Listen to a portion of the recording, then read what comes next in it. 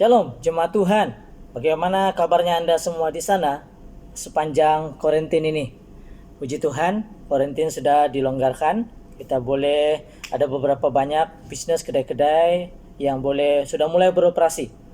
Kita percaya keadaan akan semakin baik, semakin dipulihkan.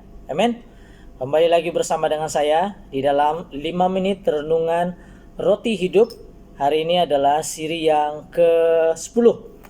Dan hari ini firman Tuhan renungan harian saya beri judul Belilah kebenaran dan jangan menjualnya. Mari kita lihat firman Tuhan di dalam Amsal 23 ayat yang ke-23. Firman Tuhan, belilah kebenaran dan jangan menjualnya. Demikian juga dengan hikmat dan didikan dan pengertian. Saudara, tentu saja kita tidak dapat membeli kebenaran dengan uang ringgit. Tetapi yang dimaksudkan di sini adalah untuk mendapatkan atau memiliki kebenaran, dan apabila kita sudah mendapat kebenaran itu, jangan pula kita menjualnya atau kita melepaskannya. Kebenaran apa yang perlu kita beli atau dapatkan dan seterusnya, jangan menjualnya. Yesuslah kebenaran itu, dialah kebenaran itu. Akulah jalan, kebenaran dan hidup. Tidak ada seorang pun yang datang kepada Bapa kalau tidak melalui aku. Yohanes 14 ayat 16. Semua tentang Dia, Sang Kebenaran. Dia adalah watak utama kitab Allah bagi manusia. Kitab Injil, dialah message utama.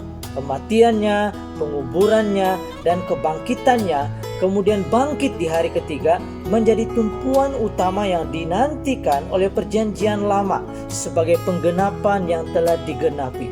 Dan perjanjian baru memandang ke depan hari kedatangannya, menjemput kita, jemaatnya, gerejanya, anak-anaknya, kekasih Tuhan. Yesus adalah lens yang mesti dilihat oleh semua kitab suci. Tuhan Yesus Kristus tidak hanya datang untuk memberitahu kita tentang kebenaran, tetapi Dialah kebenaran itu. Sejauh mana Anda menghargai Dia? Itu sebab Amsal berkata, belilah kebenaran, dan kita harus membelinya, memilikinya, walau dengan kos apa sekalipun. Untuk membeli atau mendapatkan kebenaran, kita harus mengorbankan sesuatu. Kita tidak boleh mengasihi Tuhan dan dalam masa yang sama kita mencintai uang. Tidak seorang pun dapat mengabdi kepada dua Tuhan, karena jika demikian ia akan membenci yang seorang dan mengasihi yang lain, atau ia akan setia kepada yang seorang dan tidak mengindahkan yang lain. Kamu tidak dapat mengabdi kepada Allah dan kepada Mammon. Matius 6 ayat 24. Ada beberapa perkara yang kita perlu korbankan untuk membeli atau untuk mendapatkan kebenaran itu, yaitu masa. Berapa banyak masa kita spend bersama dengan firman Tuhan ini, Sang Kebenaran.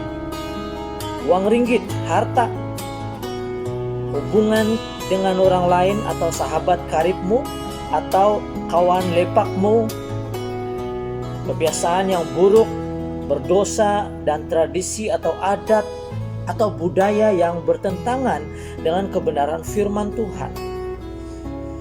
Bila Anda sudah memiliki kebenaran itu, jangan menjualnya. Jangan jual Yesus karena tawaran-tawaran dunia ini. Jangan menjual Yesus karena seorang pemuda atau seorang gadis. Jangan jual Yesus karena tawaran pangkat, posisi, atau tawaran bisnis yang lebih lumayan, atau apapun tawaran-tawaran yang menawarkan Anda untuk menjual Yesus, melepaskan Yesus. Amsal 12 ayat 28 berkata, di jalan kebenaran terdapat hidup, tetapi jalan kemurtadan menuju maut. Maksudnya, di luar Yesus Sang Kebenaran, jalan hidupmu menuju maut. Yesuslah jalan, kebenaran, dan hidup. Tidak ada seorang pun yang dapat datang kepada Allah Bapa surga jika tidak melalui Dia. Oleh itu, jemaat Tuhan, jika Anda sudah memiliki Yesus Sang Kebenaran, peganglah Dia erat-erat dalam pola hidupmu. Tidak kira apapun cabaran dan tawaran dunia kepadamu, jangan menjualnya. sejauh mana kita menghargai kebenaran Kristus Yesus selama ini. Ketika kita memahami bahwa kebenaran itu adalah suatu yang sangat mahal, bahkan seharga nyawa pengorbanan Yesus di kayu salib, maka kita tidak akan pernah mau menjualnya atau menyangkalnya dalam keadaan apapun juga.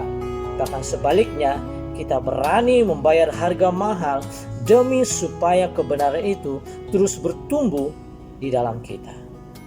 Renungkanlah firman Tuhan ini.